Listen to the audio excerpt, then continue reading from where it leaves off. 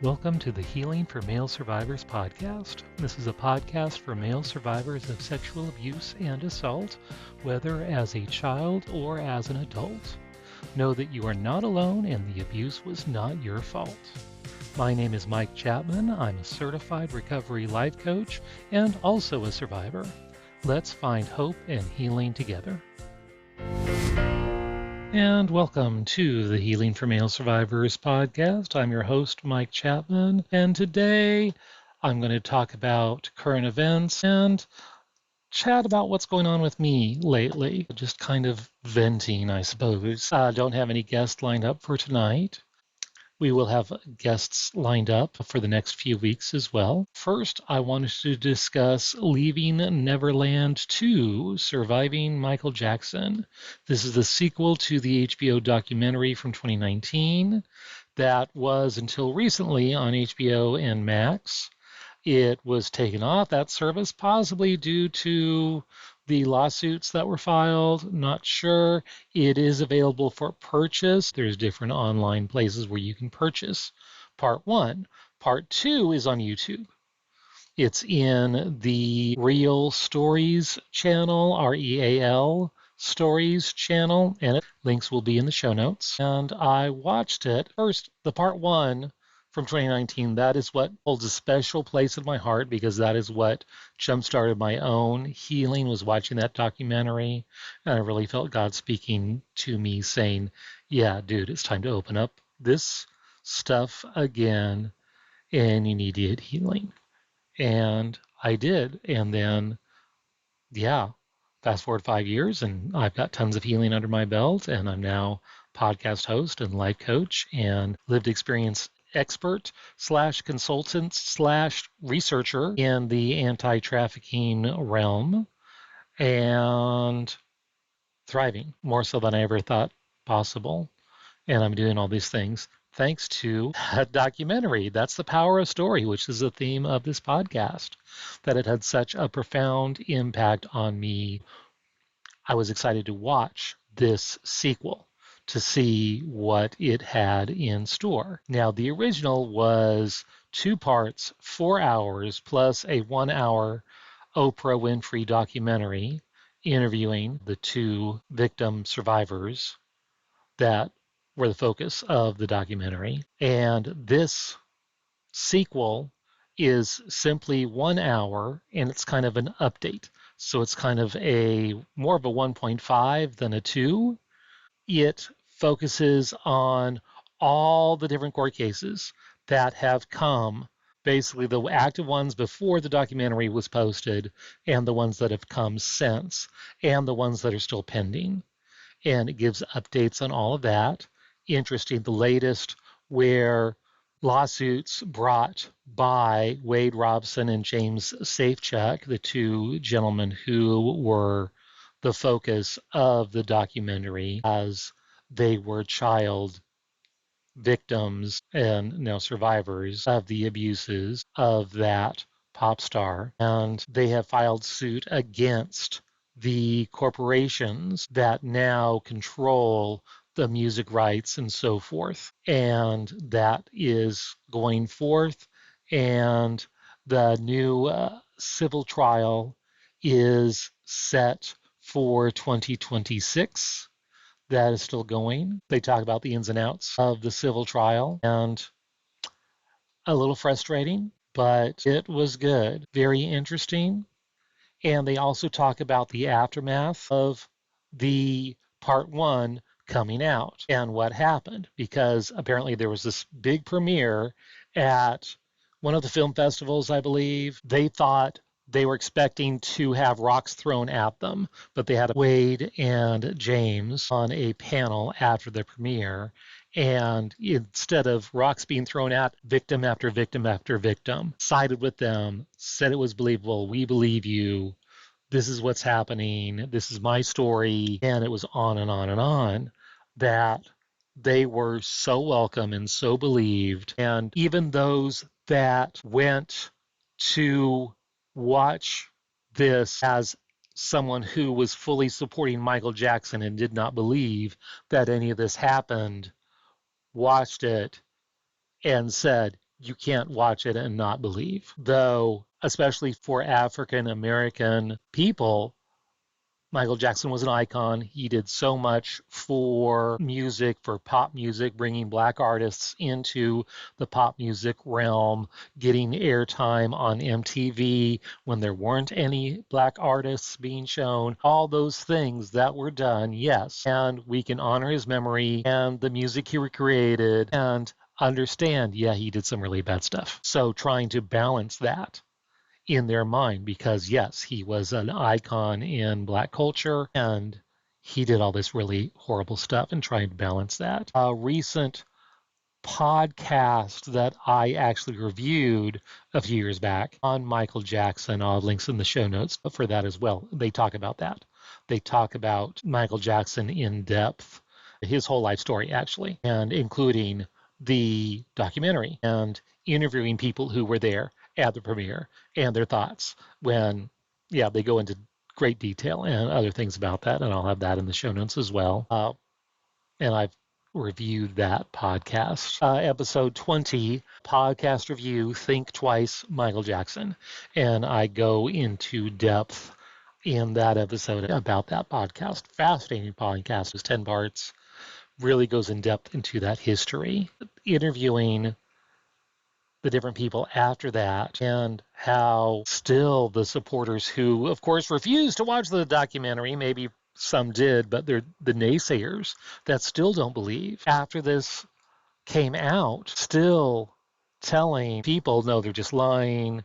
They all poke holes and everything. This documentary, they actually interview some of them because the people in the music industry that holds the rights to the corporation refused to be interviewed. So they did actually, in this documentary, interview some of the fans who are vehemently against these victim survivors and poke holes or attempt to poke holes in the story of Wade Robson and James Safechuck. So just fascinating. So I strongly recommend looking at this second one. It's only an hour. And yeah, it leaves you wanting a lot more, but it's still not done. The story's not done. So I'm assuming they will do a part 3 eventually once more stuff comes out. But it was a fascinating update talking about what had happened. And like I said, the aftermath of the documentary. And definitely something I'm following between that and the Menendez trial, which that's been postponed. So back at the end of February of 2025, the DA filed a response to the Menendez brothers' habeas petition urging the judge to deny it. It is unclear when a ruling will be made in the case, and they're also pursuing clemency and resentencing. So they're still trying to get the Menendez brothers free from jail. I've mentioned this on previous episodes as well. For tons of reasons, including the wildfires in California, lots of things have caused delays to this case. And so they are trying to reopen or re-sentence, and it's still being delayed. They're still working on it. And with all the evidence, including a letter from the cousin that's come out, and the Menudo member, Roy Rosello, who's come out from Menudo, that yes, he was sexually assaulted by this record producer, and along with tons of other people, but also this record producer, which turned out to be the Menendez's father, who they later killed. But this was corroborating the fact that yes, the father was a child abuser, and then going back to the fact that yes, coercive control, if it's so severe, your life is in danger, and even though a gun is not pointed to your head, that it would be self-defense because of all of the mental, physical, sexual torture that were endured by these two young men, by their father, for years and years, decades even, that they felt they were unsafe, and they got to a point where they realized if we don't kill him tonight, he will kill us tomorrow. And that's when they pulled the trigger. Though, okay, case law back then was, okay, unless the gun's pointing to your head, it's not self-defense. So then what is it? And now we're realizing with the concepts of coercive control that yes, it is bad, and yes, it is self-defense. Even though there's no gun at the moment, it's self-defense because of all the ongoing issues with that, in this case and so many others. So looking at this in new ways. Plus, it's political because these are political appointees making these decisions. So politics are always involved.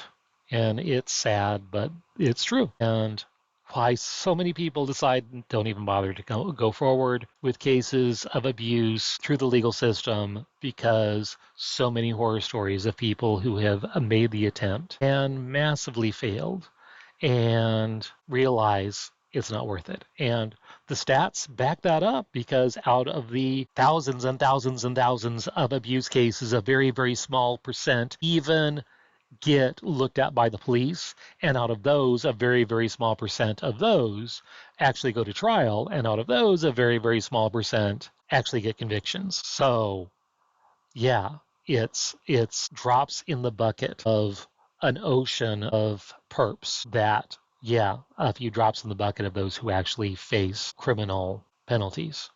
And it's so sad. And it's decisions like this that the new LADA is pursuing that makes coming out and testifying totally not worth it for survivors out there. So it's very frustrating. And I'm really hoping through all these other avenues that are in the Menendez case, that they will look at this for sure. And now part 3, what's going on with me? I'm still healing, absolutely. Yeah, just got off of a men's retreat with the husband material leadership and up and coming leaders. That was positive, though we ended up, instead of doing something in-house, to do something by joining an existing men's retreat group, one of those groups that have regional conferences several times a year all across the country. And at invitation by one of their leaders invited us to come, and we did. I'm not going to mention names, but yeah, I got horribly triggered. There was all kinds of issues that we brought up on how they could improve things, but personally, I got severely triggered. And yeah, sometimes triggers are not their fault, and these triggers weren't really their fault. One kind of was, just because they didn't give instructions, and yeah, but the other one's not really their fault, but I got severely triggered. If you know my story, I mean, I've shared it tons of times. I don't know if I've given specifics, but I know a lot of the trafficking occurred at campgrounds. So this is like outdoors and cabins and fire pits and so forth. I don't think every venue matched that descriptions, but several of the venues. And this is all just body memory, smells, everything that comes back to me. And the one event where I wasn't sedated, that I was awake, and that's how we were able to deduce that, yes, I was trafficked. I've talked about that story, but yeah, oftentimes I would be bound and blindfolded. And if they were by the fire, I'd be plopped down, tied up in front of the fire, and not really able to move and just be there in between orgy sessions, or however you want to phrase it, kind of in limbo. And recently I was in an art therapy group, and they said paint, and I painted, that. It just came out. That scene, knowing there were several male figures around the fire, that I was in a lump by the fire, tied up. Then when I'm done with that painting, I'm look at the painting and I notice a void. Next to where I was laying, there was a void where men weren't standing right there, which didn't make sense. And there was a void, and I realized the void was another boy. So there was a boy next to me in this particular fire. Don't know when or where. Early 70s when I got trafficked, but there was another boy. And so anyway, fast forward to this event. They did some kind of trust thing outside in the cold, and we were blindfolded, which I was fine with that. I've been to several of these types of retreats, and they do different kinds of bonding activities. Cool, fine. And we're holding onto each other's shoulders in line, facing forward, and one of our arms is on the person in front of ours shoulders, and then we're led through this maze. And I was fine with that. Cool, no problem. Until they led me to a, turns out it was a fireplace. I didn't know it was a fireplace. We'd gone inside. I thought it was outside, where, because I could hear the fire going, and they had incense going, which smelled like a fire. So they had this strong incense going, and that smell of fire, hearing the fire going, boom, I was brought right back to that place when I was being trafficked, what I had painted just a few months before. I was brought right back there, and I got so triggered. I just yelled at myself, okay, you're safe. You're with several of these other HM leaders. You are safe. You're doing okay.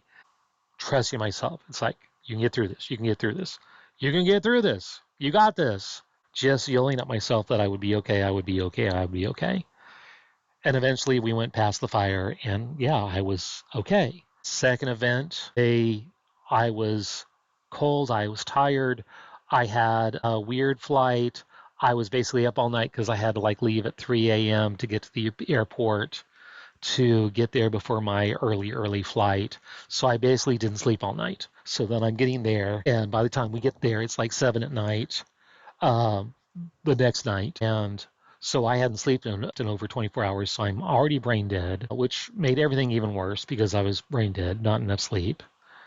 And then they say, okay, you go between building, they name the building, and the street, and you stay between that and you walk until you hear the drum beat, and then you come back. Okay. So I walked, and they gave me a little homework to do with a little pen and a little index card. And I did that right away, but then I'm holding all this stuff and then walking in the dark, not lit, no flashlight, in the cold, and trying to feel my way when I can't really see the ground beneath me. I mean, it was dim. I mean, you can make out some shapes, but couldn't really see the ground below me, not very well, to know exactly where I was walking. And so I'm just walking, and I'm walking, and then it goes from pave to gravel. And then I walk, and then it goes gravel to grass. It's like, okay, and I walk. And yeah, I ended up going way past where I was supposed to, no direction, that I was not supposed to do that. I ended up kind of getting lost, getting frustrated, getting triggered, felt abandoned, not cared for, stopped when I found a landmark. Then eventually, after letting myself just feel, and actually cried out for help a couple times, no one came. Then I just turned around and tried to retrace my steps.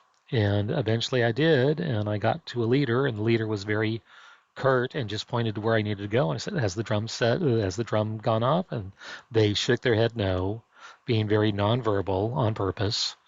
Part of the shtick of that evening's events, that the leaders were very stone face on purpose for reasons. And so I just slowly worked my way up, not knowing I was supposed to be at this building that I didn't know that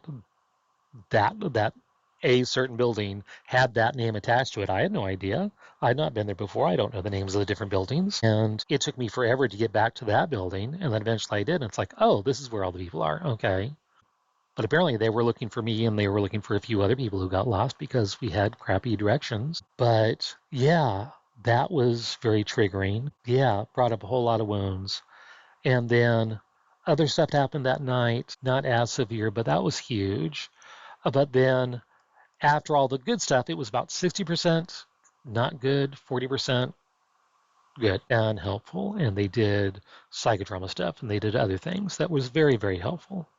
Once you got out of it, was my personal 60. Not everyone in my group experienced it. One had a great time, others had a few minor problems, some had some major issues as well, but not as severe as mine. So, and by and large, I think a lot of people do benefit from that kind of environment, that kind of thing, very beneficial. So they didn't do anything necessarily wrong, though someone as broken as me with PTSD. And yeah, I got interviewed ahead of time and they knew I had a lot of trauma in my past. I was very clear about that.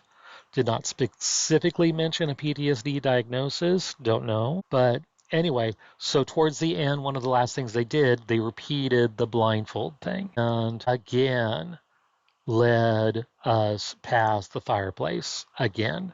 This time I had another member of Husband Material who was in front of me, one of the leaders, good friend. I trust him dearly.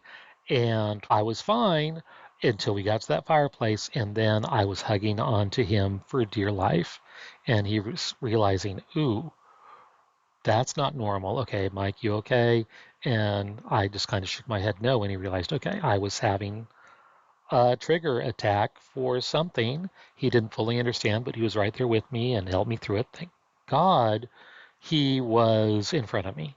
That got me through it. But yeah, I got horribly triggered again. And it wasn't the venue's fault necessarily, though, yeah, in my feedback afterwards, yeah, more information on if I felt unsafe. How can I say, okay, I need to step back and not do this because I'm feeling unsafe in a way that's not going to distract, that's not going to cause huge attention, but keeping me safe still. And so they are looking into that for future events.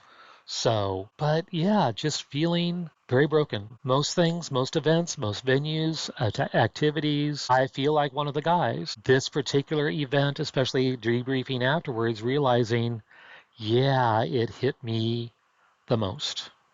It really did. More so than any of the other guys in our group. Some CSA, some have other trauma in their life, but I know my story. I mean, obviously, I've shared it here enough times. And so I know my trauma is probably, at least with this particular group, bigger. I know it's not a contest. I say it's not a contest. I use those words all the time. It's not a contest. But yay, winner. I mean, yeah, most trauma. Absolutely. I would get a ribbon for, yeah, biggest trauma, and I use the term most effed up out of the group. And it is, in my mind, fact, because yes, look at all the trauma I've experienced since birth, that I'm very effed up as a result. Gone through lots of healing. I know that. And I never really felt that. Knowing that I'm the most effed up person, I have the most trauma and so forth, is different from feeling like you are the most effed up, because I normally feel normal with these guys, or whatever normal is, feel like one of the guys, and that's fine. But yeah, because it hit me so hard, and it was so hard to bounce back from, yeah, really hard time. And yeah, I'm still dealing with it, which is why I'm bringing it up tonight. No guests, so I get to vent, which is the joy of having a podcast. So yeah, I never really felt like the most stepped up person in the room, but until now, until these last 2 weeks, very, very effed up because of how the trauma hit me. Yeah, and it's hard. I mean, yeah, it sucks that we have so much trauma that we have to deal with, and it's hard to participate as normal, but I mean, they don't treat me any less. I know that. And they were very encouraging, even when I expressed these concerns about how I was feeling. But also owning my feelings and realizing, yes, I am feeling that. And I have a right to feel this way because I felt like crap. And I felt the most effed up in the room, which I normally don't until all this stuff happened. Now I really did. And yeah, it's frustrating, and I know I'm getting healing, and I debriefed from my therapist. Hadn't talked to him since July, so yeah, it's more rare that I talk to my therapist. But I just got so triggered, and nothing was really helping me get out of it.